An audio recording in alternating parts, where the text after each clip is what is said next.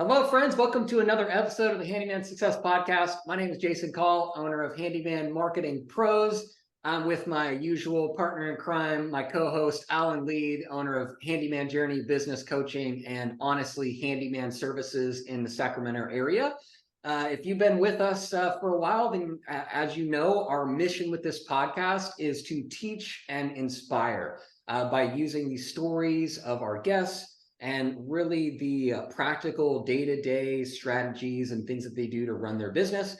We truly do these and record these for you in hopes that you will learn some things that can improve your life, that can improve your business, and inspire you that whether you're new and just starting or you've got an established business, that you have the tools, you have the skills, you have the resources to reach your goals and kind of meet the vision that you want within your business. So all that being said, today we have Dan with us in California with Handymanish. Dan, thanks so much for coming on, man. If you don't mind, give us a little bit about yourself, where you're located, your business, and a little lay of the land. Sure. Well, my name is Dan Kush. I'm 53. I feel that every day.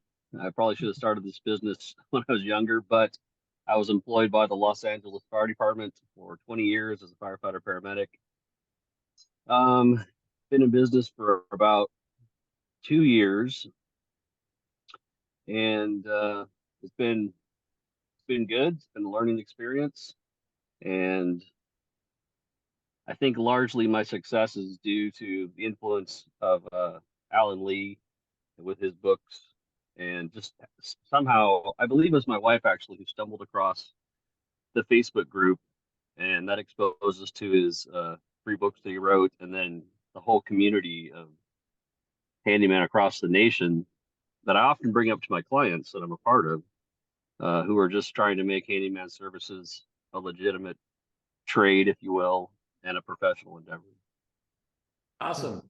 So where are you located? Oh, I'm in Los Angeles County, Santa Clarita Valley specifically, which is just about 20 minutes north of the San Fernando Valley, if people know where that's at.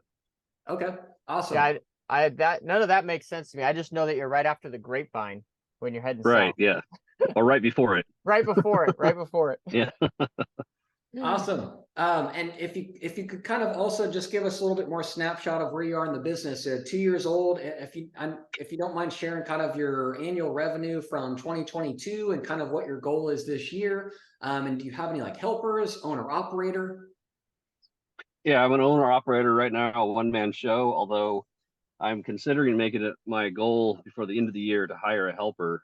I'm starting to book out 2 weeks in advance, and I'm getting busier and busier, and I can only foresee it getting even more busy. In terms of revenue, the first year I was in business, I kind of limped along to about $70,000 in sales, and my bookkeeping was not what it should have been at the time because I wasn't even sure if I was going to do this or not. I was kind of just doing it. Let me rewind a bit. So I was injured on the fire department, and I was off duty, and I was just while I was off duty, I hit the 20-year mark where I could qualify for a pension, and I was pretty much done with the liabilities associated with being a first responder in Los Angeles, which are there's quite a few. It's difficult on my family and my health, and so I was thinking, like, what am I going to do, once I retire? And I had this little seed thought of maybe I'll be a handyman.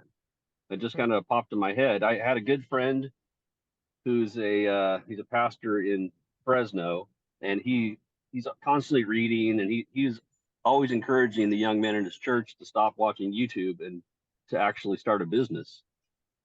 He said something along the lines of, why don't you spend your time watching YouTube videos and learning a new skill? So he was down visiting, and I was like, okay. So I started watching some YouTube videos on handyman services, and I stumbled across the Handyman. I'm sure everybody knows who that guy is.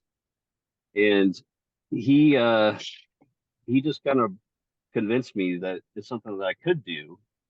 Early on, he was talking about Markate, which I purchased before I ever, probably about 2 or 3 months before I was ever a handyman. I had Markate, kind of just messing around with it with my wife. I would send her, an estimate $1,000 to take out the trash, and then just learning. I was just thinking, oh, maybe I'll do this.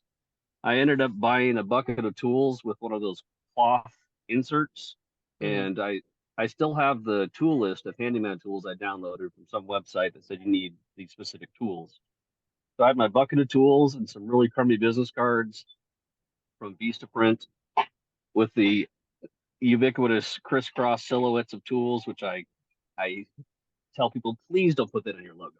Please don't do that. But if you do, that's okay. But and I did a job for a friend of mine, and then he told somebody, and then I did another one, and I started kind of gaining a little traction. And the real breakthrough for me was there was a woman in our church who had become a real estate agent, and she said, "Hey, you need to go meet this guy, this young guy starting a property management company, and maybe he can hook you up with some business." And I had heard from uh, just handyman sites that maybe that's a good idea. So I just cold called this guy, went and met him. He was this young kid that was starting a property management company, and he's like, we're in the conference room at the business. He's like, "Oh, no one's ever just approached me on this kind of thing." And I was like, "Okay, well, here I am." I didn't hear anything from him for like 2 weeks. And then he called me and he said, "Hey, are you interested in joining a networking group?" And I was kind of taken aback, like I didn't know what that was. And he goes, "It's a group of business owners in the valley here, and we get together once a week and we just network and we talk about our businesses." And I said, "Sure, that's fine." So I remember going there to that group and standing up in front of about 40 people who are all business owners. Some of them have been in that group over 20 years. And it came my turn to kind of give my little spiel, and I was like, I had like lockjaw. I was like, what in the world am I doing in this room with these people? And I said, "Well, I'm a handyman."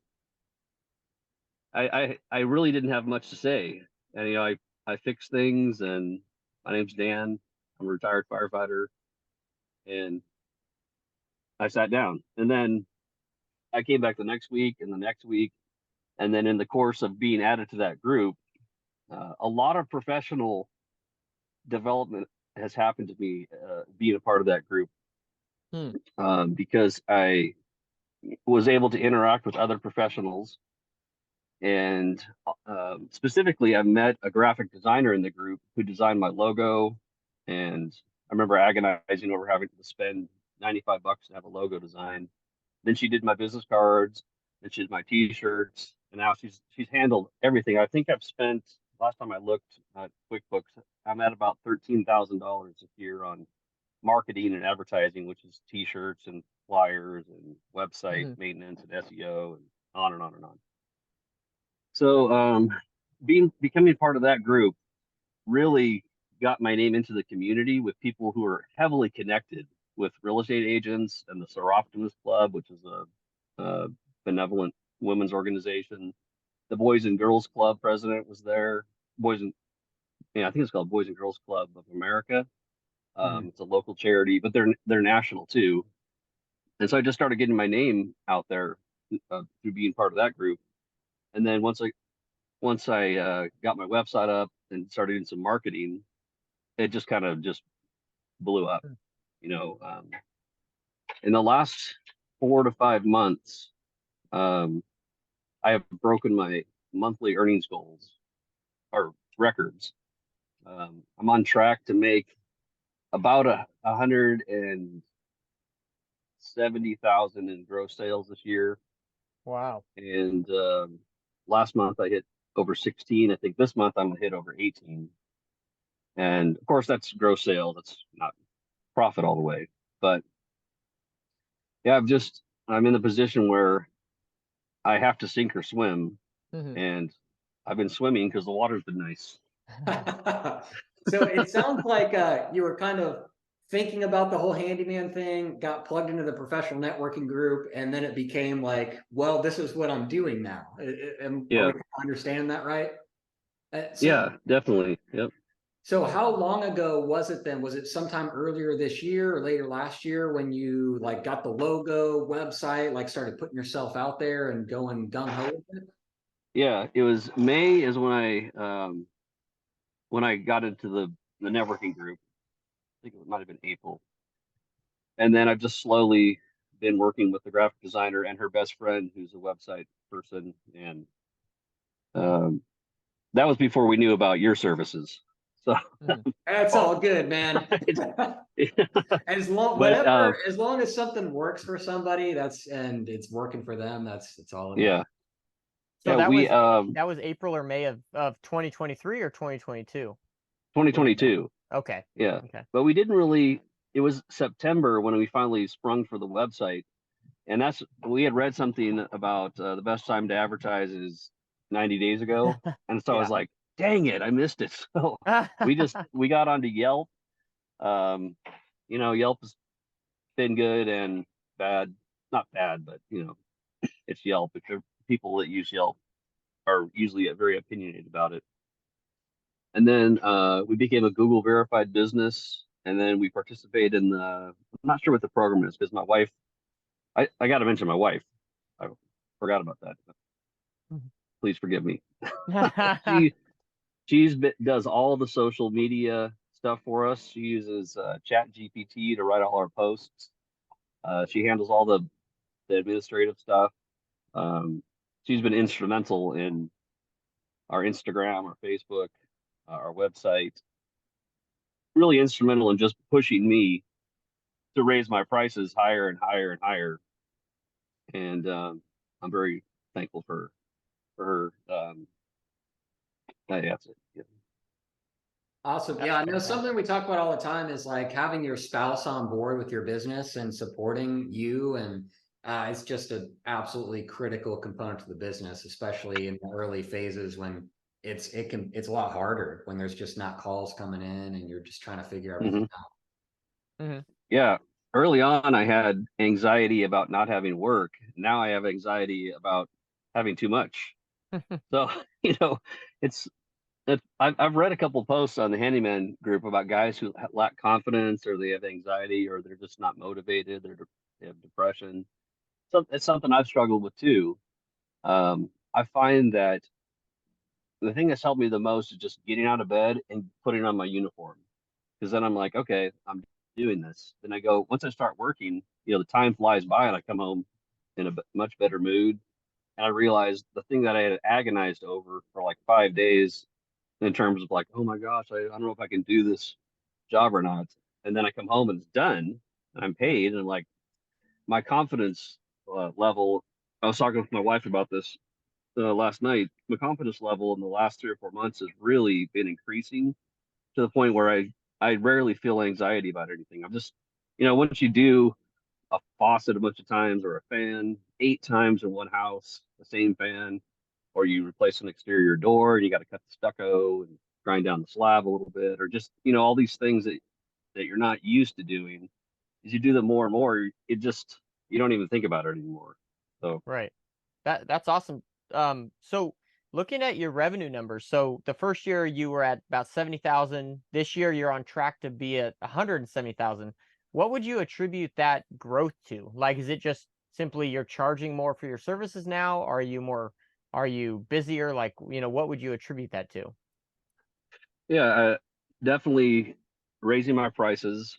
Hmm. I have a ballpark figure of about $140 an hour that anytime I estimate a job. Hmm. Um, and then also just marketing, networking, referrals, my truck, just all those things combining to fill my schedule up. So my Hmm. schedule's been full. I've been 5, 6 days a week for about the last 4 months. I recently stopped working on Saturdays because I was just I was way too tired. And my Right. wife was like, hello, this is the same thing that happened in the fire department. You're gone all day. We don't see you. Like, you need to stop working Saturdays. So I listened to her for once. For that, I've listened to her a lot. But it takes humility to say, oh, someone else might have an opinion that I need to listen to. Mm-hmm. So I've stopped working on Saturdays, except for an occasional client who only uh, can work on Saturdays, or can do the job on Saturdays. But that's been really helpful having uh, 2 days off at the end of the week, and just I can just pound the pavement Monday through Friday, and then on Saturday I'm like, okay, I'm done. Right. So, That's awesome. So you're currently at about 140 bucks an hour. What did you charge when you first started out? so the very first job I ever did, I cherry picked off of a Facebook group. I'd seen a post 2 months prior, someone saying, "Is there anybody that can install these overhead shelving units for me from Costco? They're the kind you drive under in your Right. garage, and they're secured to the ceiling." Mm-hmm. So I told the guy, "Oh yeah, I'll do that for 75 bucks." So it took me over 3 hours. Mm-hmm. He paid me $100. I was like, "Wow, I made $100." Now I wouldn't touch that job for less than 350. Yeah. But Yeah. you know, you when you first start off, it's hard to believe that people will pay you, 300. I'm going to do a toilet tomorrow. I mean, tomorrow, on Monday, 347 bucks to replace the toilet. Hmm. You take it out, put a new one on, connect it, and there you go. But people do. I mean, there's a lot of people that don't want to do it, or they don't know how to do the jobs that we do. And that is a skill that can be monetized to your benefit. And I've drugged my feet over the last year raising my prices, but as I gain confidence, and also as I see how expensive it is to have a business, I realize Mm-hmm. I got to charge more money. I mean, if I want to have a business that this year for 10 years, I have to stay in business, and that requires more profit. Right. And where did you come up with that $140 per hour? Is that just something you just woke up one morning and is like, we should charge 140, or is there some No, math behind that? we got it from your book. My wife every month goes through our bank statement and does the formula that's in your book. I haven't done it. She's the one that tells me what Okay. the hourly rate is. Okay. So she's the Yeah, bookkeeper there. Okay. yeah. Awesome. Awesome. And I liked how you said she goes through every month, because that's something that I recommend to a lot of people, is like you could set your hourly rate once, but you have to review it at the end of each month really to see how many billed hours you actually worked. So that's Yeah, fantastic. Okay. yeah. And I remember I don't remember what's on the Facebook group or whatever, but in Mark 8, once you assemble your estimate, there's a section where you can do a markup, and Hmm. I typically put between 8 and 11% markup on everything, and that gives me a little extra profit uh, Hmm. over and above. And people, they they just approve it. They don't even think about it. So um, that's been helpful too, is just marking everything up, including Hmm. materials too. That's something I Hmm. felt guilty for doing over the last year or so, but I mark all my materials up at least 40%. Hmm. Yeah, it takes time to go pick them up. Yeah. So one kind of common thread that has been in our conversation so far has been like this, the topic of like confidence. So confidence in like, raising your rates, confidence in getting up and being able to have professional conversations and sell people quality work. Um, what what do you think are the biggest things that has helped you gain confidence to charge what you're worth, to like you said, kind of get out of bed, put on the uniform, and get to work? You touched on kind of before we clicked the record button, like your like lunch routine that gives you energy. If you could kind of just give your experience of what helps you get confidence, of gain confidence, and just feel good throughout the day doing what you're doing. Well, my initial motivation is bills. I got to pay some bills. So that Right. gets me out of bed. I have two sons and a wife, and a house payment and a truck payment. So that gets me going. Um, and then confidence has just been growing as I've been doing the jobs more and more. And a big part of that is incorporating proper tools. So early on, I was doing drywall repairs, and I had done those at my house a couple times. I had gotten some larger jobs doing drywall repairs, and I was texturing with the spray cans, and I'm like, this is junk. So I bought the Wagner power texture gun, which produced like an amazing result for knockdown and orange peel.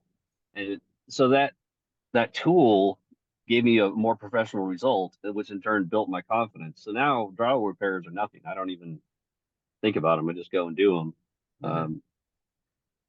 And then I think just experience, just getting out there and doing it day to day, talking to people. I really enjoy talking to my clients. So because I have a price point that's a certain level, it allows me not to be stressed out when I'm doing the job, thinking, "Oh my gosh, I didn't charge enough money for this," and that Mhm. that that reflects to the client with me being uptight. So if I'm charging enough money, I'm relaxed. I can talk to the people, 10, 15 minutes, sometimes longer. We just be way more personable with people, and that's all based on the fact that I have an appropriate price structure. That's a good point. Mm. One specific topic I'd love to talk, or you guys both share. Dan, what have you been eating for lunch for the last every day for the last 4 months? And if you could kind of walk us through, because it's talked a lot about in our Facebook group is, hey, how do you guys stay fueled during the day? Do you eat a big breakfast? Do you have lunch? I'm tired of eating McDonald's every day. I guess if you could walk us through your handyman food journey. Yeah, no problem. I'll show you. So for the last 4 months, maybe 5 months, I've been eating almost the same thing. I have a can of sardines, a couple eggs, hard boiled, a cheese, some almonds, pistachios. Sometimes I'll have beef sticks, um, avocados a lot, and I've been eating just fat and protein during the day because for me, when I eat a bunch of carbs, I'm tired and it slows me down. So I've been kind of messing around with my eating schedule, and I don't eat anything in the morning except coffee with heavy cream in it, and then I won't eat until 12 or 1. Depends on the job, sometimes 2. Then I'll start snacking on fat and protein. That just keeps me mentally sharp, and I really feel like it helps me with just not being sluggish when I'm working. Love What'd you it. do before you had that routine there? I would eat out, Mhm. I would just I think the reason why I've been doing this routine is because, like I said, in the last 4 or 5 months, I've been booked every day, pretty much solid throughout the day. Where before that, I could do a job and then drive and eat in and out or wherever, some random place, get a burrito or something. And I started packing my lunch when I was doing jobs that were, full day jobs, or I had 2 or 3 jobs in a day. And I just got inspired one day and just thought, I'm just gonna try and eat protein and fat and just see how that goes. I've dropped about 15 pounds Wow. in 4 or 5 months. And in the evenings, I eat whatever. Like, we eat a lot of Mexican food. My wife is Mexican. And I just eat whatever when I get home. And then last thing I eat's around 7. And I fast until noon or 1 or so. And I think it's helped me physiologically. It's given me more energy, and I don't have the blood sugar ups and downs that I had before. I typically wake up not hungry and then just go or whereas on the weekends, I have to mention too, on the weekends I do whatever, just eat whatever, and I always wake up at like it's 9 hunger because I ate like 2 pounds of nachos at 9 o'clock at night. That's awesome, man. Talking about food, some of the best food I ever had, Dan, was when we came and visited you and you made us that curry chicken and rice, man. That was Hmm. awesome. Yeah, that's good stuff. Thai That's curry. great. Yep. Yeah. Yeah, so it's always an interesting topic. We know we talked about earlier, Jonathan Potter, he keeps a fridge and a microwave in his truck, and it's always like different stuff to do for lunch. So it's kind of a Hmm. interesting topic because when I was out in the field, we'd always just stop and pick something up, at Hmm. the McDonald's or Chipotle or whatever, which isn't the best. Yeah. So for sure, this has been the Handyman Journey Lunch Hour. Yeah, that's right. Awesome. Sponsored by Crown Prince Sardines, There you go. And hard-boiled eggs. hard-boiled eggs from Trader Joe's.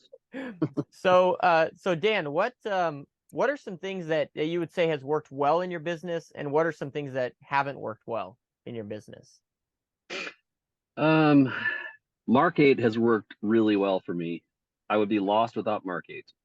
It's been really the glue that holds all of my customer interactions together and really sets a professional front, which distances me from my competition here in Santa Clarita. There's a lot of handymen, but I don't think any of them are using Mark 8 or marketing or anything like that.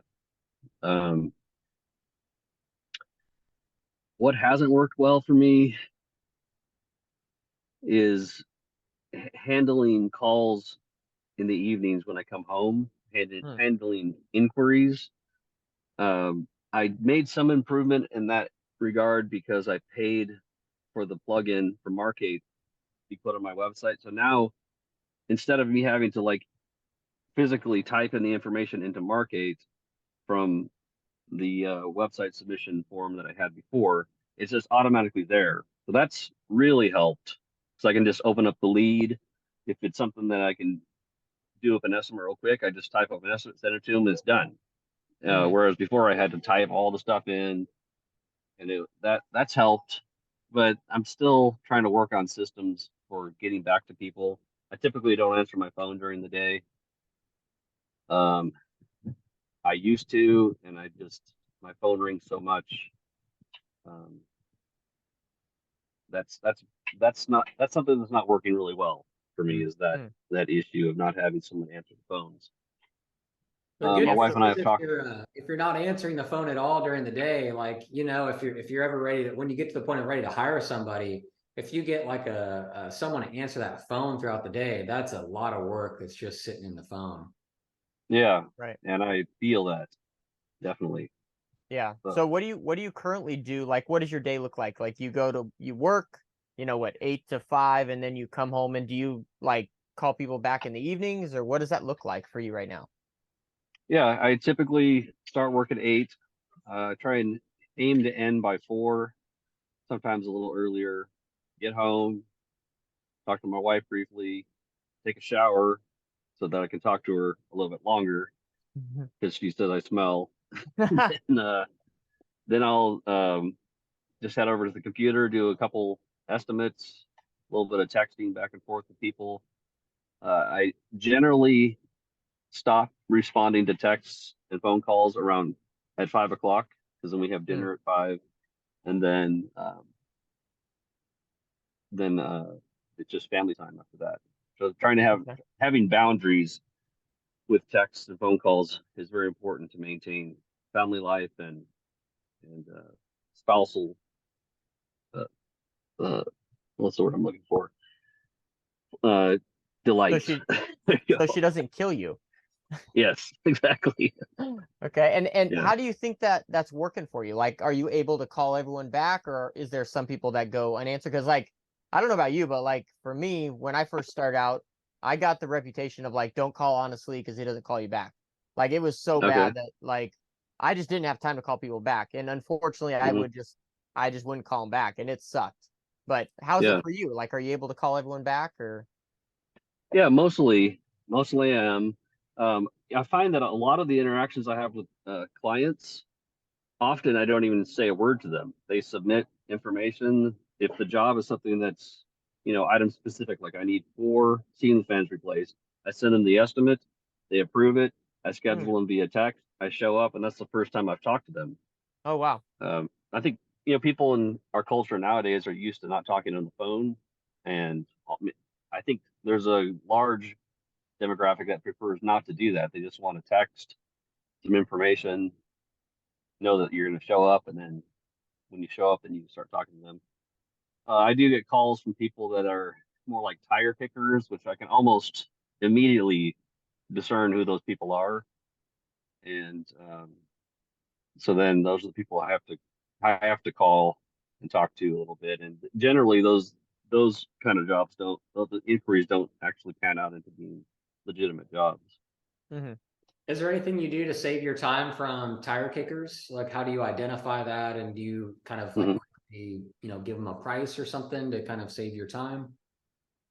Yeah, I used to not give estimates over the phone, but someone, actually, I think it was Alan who said that Yeah. you guys do that. Yeah, it was Uh-huh. you talking with you a couple months ago, and I started thinking it's genius. I mean, if I can say, hey, it's going to be $499 to do this job, and they're like, that's too expensive, then I don't even have to talk to them anymore. I just Right. refer them to one of my colleagues here in Santa Clarita, another guy that does handyman work. That's usually cheaper than me, and they appreciate that. Usually, if I have a good referral, um, yeah, that's it. That's awesome. That's awesome, brother. So, what would you say is like your percentage of repeat clients versus new clients? I probably have probably about 10% repeat clients right now. Mm-hmm. I have some clients. I have one client I've done probably over 20 jobs for. He always needs help, and it's random stuff like I need I need you to come over for 3 hours and unbox all this art that I bought and take a trailer load of cardboard boxes to the dump, or I need you to move my baseball card collection into storage. He just Mm-hmm. he always needs help, and I've done many jobs for him. I have a couple clients I've done over 10 jobs for, stuff like that. But I have a lot of repeat clients, but it's probably 10-15%, I'd say. I mean, Okay. I've only been in business not even 2 years, so I imagine that's going to continue to Right. grow. Yeah. So Yeah. on that note, like, what kind of marketing are you doing? Like, what works well to bring in like your new clients that are not repeat? Yeah, my truck wrap, just driving around town, I get calls probably once a week from people, Hmm. and so that's that. My web presence uh, on Google definitely produces a lot of leads. Referrals are huge for me. Just being connected with that local business community, and they've told people, and they've told people, and I used to try and track my referral trees, but it's impossible now. I've completely lost track of. I have generations of referrals. You know that Mm. early on, I just committed to working at a level where my presence there and doing the job right, I was actually working for a referral, and I just saw the wisdom in doing that. It's that it's very profitable when you do the job right. That person can refer you to any number of people, and they're basically marketing your business for you simply because you did a good job and you were professional. You didn't have to pay any money Hmm. for it. Yeah. I like to call that like the real influencer marketing, because people think influencer Mm-hmm. marketing, a million followers represent brands, but like every client of yours is an influencer that has neighbors, friends, family. Is there Mm-hmm. anything besides like the quality of the job and that interaction with the client that you do to encourage referrals? Um, Not that I can think of. I mean, never really thought about that question. Oh yeah. Um, yeah, I don't really have any comment on that. Oh, I have to it's think all about good, that. man. Yeah, I know Yeah. Alan, honestly, they do really good at with the 22-point maintenance checklist, and like basically handing somebody that brochure that talks about, is the mission and their services, nice photo of the Hmm. family. Things like that go a long way at kind of encouraging referrals by just having something that people remember, like, oh yeah, Dan Handymanish, like my Hmm. girlfriend I was just talking to or whatever needs some help. And Yeah. Yeah, we do Yeah. we do And that exact thing. So any job that I go on uh, goes along this line. I park my truck where people can see it if they open up the front door.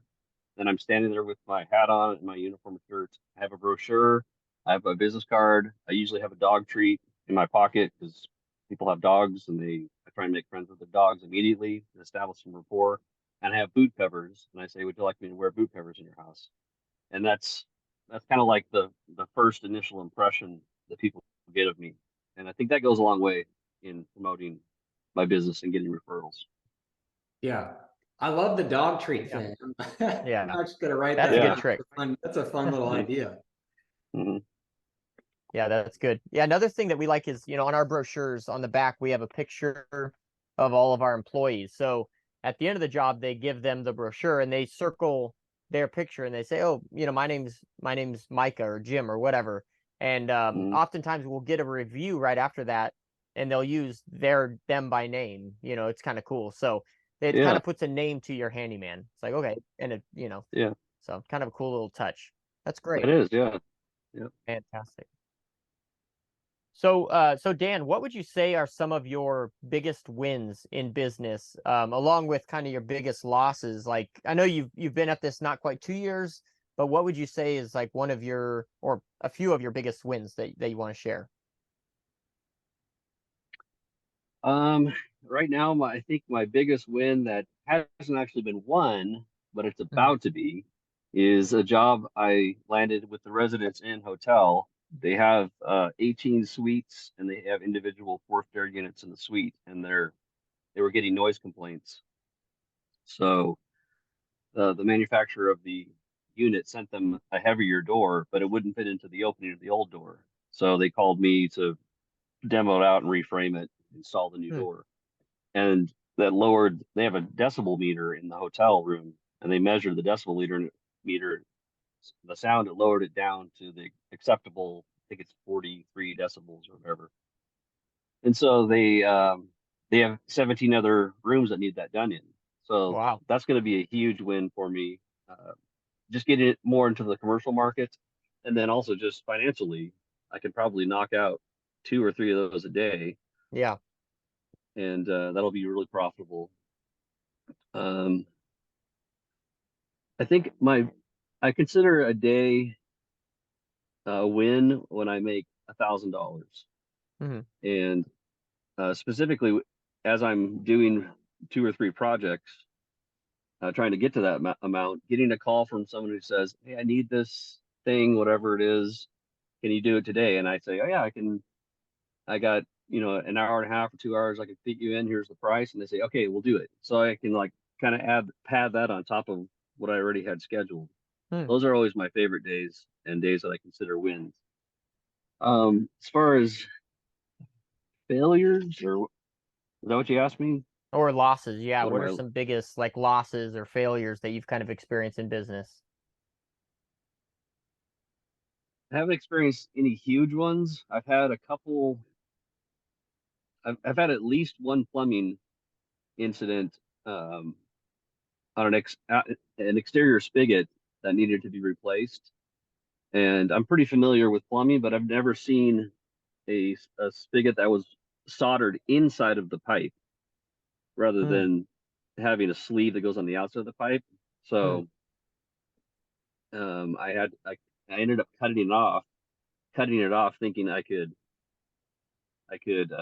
slide a new one on the outside of that, and the inside of the spigot. It's hard to explain, but the spigot itself was about a quarter-inch thick brass Hmm. inside of the pipe. So I had to call a plumber uh, to fix that for me, and you know I had ended up not making any money in that job. But the plumber's super cool. He was like, "Hey man, if you want, I can park down the street and just walk up there, tell them that you did it." I'm like, no, it's no big Wow. deal. They already knew. I called a plumber to help me out. Hmm. So they didn't have water for 2 or 3 hours, but I took care of that. Um, haven't had any great failures yet. That's I'm good. thankful for that. Yeah, yeah. Fantastic. So on that note, we hadn't asked yet, is there any like in your business, do you have any specific like focus services that you really prioritize and like have a bulk of your work or a specific set of things? And then in that same vein, maybe it's the same, but do you have one or two like of your favorite or most profitable services that you like to do as a handyman? Yeah, I'm a big fan of regrouting. That's I Hmm. just enjoy cutting out the grout and then regrouting something that produces a great result. It's not hard. and the client's always really pleased with that. Um, Changing out toilets is very profitable and enjoyable because it doesn't take a lot of time, and the client's always mystified at how quickly I can do it. Um, because there's not much to it, as we know. But to someone who's never done it before, they just think, "Oh my gosh, how am I going to do this? It's just impossible. I got to move a toilet." Um, I think along the same lines, but the one thing I don't like doing is painting, Hmm. and I don't do much painting at all. I'm actually on a job right now where I'm painting, but it's in a shed, so it's not like interior painting where everything has to be perfect. I'm just masking stuff off and going in there and spraying the heck out of everything. Um, but I'm not a big fan of painting. Um, I love replacing fans. I love just doing GFIs and switches, and that's about it. Hmm. Fantastic. Fantastic. So, Dan, would you have any parting advice? What kind of advice would you have for people watching or listening today? Either some people might just be looking to get started in this business, or some people might actually have had a business for 1-2 years and might be in the same position you are. What kind of advice would you have for our listeners today? Yeah, the first thing I would say is that branding is essential if you want to be successful in business. You need to hire a professional graphic designer, get a proper logo designed, someone who can work with you about the mission of your business, your personality, the services you're going to offer, and design a real proper logo that will brand you, and it can go on all of your marketing uh, endeavors. That's the first thing I would tell people, because if you're going to be successful, you have to be branded and you have to market. That's the second thing, is that you got to do proper marketing, getting a website, getting the trucker app, um, getting Google verified. I would not neglect those things at all if you intend to be successful. And once you do those, you'll feel better about your business because you'll look more professional. It's going to distance you from your competitors, because there's a lot of guys doing handyman work, but they don't think about it as a business. They're just thinking about it as, I just got to make some money. Mhm. So having the proper mindset at the beginning and understanding I'm I'm starting a business, I need to do it properly, and then you'll see results uh, that will come from that, months and months and months later on down the road, and realize, man, I'm glad I actually took the time to get properly branded and do proper marketing. And then the next thing I'd say is just do it. If you're thinking about becoming a handyman, there is a huge need, and it's only going to increase because there's so few guys going into the trades. And as population gets older and older, people aren't able to do the work for themselves, or they don't want to do the work. There's people that have money and they just need someone to show up who can do the service right.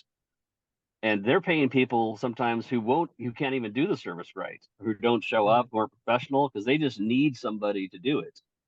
So there's a huge untapped potential for handyman services, I think, across the country. Mhm. And I think it's only going to grow more in the future. Hmm. And then thirdly, I would I would say just jump in with both feet. Don't kind of like wonder, oh, I wonder if I can do this. I don't know if I can do it. I mean, I would set aside a 6-month goal and just say I'm gonna try this for 6 months after I get properly branded and I'm doing some marketing, and then just go for it Hmm. and hold on to the seat of your pants, because I'm pretty sure you're gonna be successful if my experience is anything like yours would be. Yeah. Awesome. Yeah, that's really good Fantastic. advice, Dan. I got a shout out to anyone that needs inspiration on like branding and like especially photography. Look up Handymanish in Santa Clarita. Dan, I commend like the photography, like the branded stuff you put together on, Google and website. I'm sure your business cards and everything's really tricked out. It's a really great example of a great brand, and also adding personalization in your marketing, because you're the Mhm. guy that's showing up in their home. And so when they can connect that with the marketing and see, you know, you in front of your wrap truck with your tools, it's really effective. So all our listeners recommend just checking out Dan's online presence and the photography branding. It's really good stuff. Mm-hmm. Thank you. Handymanish.com. Handymanish.com. Well, thank you so much, Dan, for being on this podcast and all that you've been doing. You've really been killing it in the handyman business. So it's a pleasure kind of interviewing you today. I also want to say thank you to my co-host, my partner in crime, Jason Call. He is your marketing man. If you need anything marketing related, websites, SEO, advertising, anything like that, Jason over at handymanmarketingpros.com is your guy. And then my name is Alan Lee. You can reach out to me at handymanjourney.com. I am a business coach for Handyman and also operate the CEO now of my handyman business here in Sacramento, California. Again, if you want to reach out to Jason, you can set up a free call with him at handymanmarketingpros.com, or you can reach out to me at handymanjourney.com. Also, we want to give you guys more content. We really appreciate you guys tuning in. Check us out at handymansuccess.net. We have monthly webinars that we do for you guys. So go to handymansuccess.net and subscribe to that email list so that you can get the information for the next upcoming webinar. You can also learn more about both of our businesses and how we kind of have a vision to transform the handyman industry there.